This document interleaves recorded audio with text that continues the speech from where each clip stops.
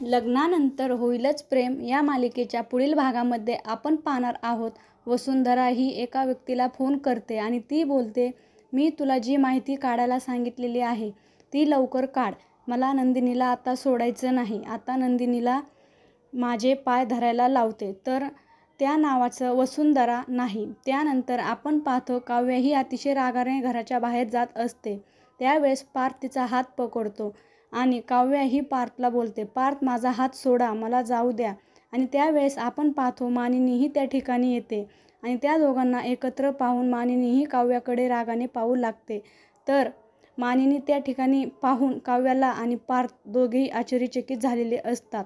आत्ता पुढे येणाऱ्या भागामध्ये वसुंधरा ही कशा प्रकारे नंदिनीला त्रास देण्यात, त्याचबरोबर मानिनीही काव्याकडून सर्व सत्य काढून घेणार का, हे पाहणे अतिशय रंजक ठरणार आहे. लग्नानंतर होईलच प्रेम या मालिकेचे सर्व अपडेट्स पाहण्यासाठी आमच्या चॅनलला लाईक करा, शेअर करा आणि सबस्क्राईब करायला विसरू नका. धन्यवाद.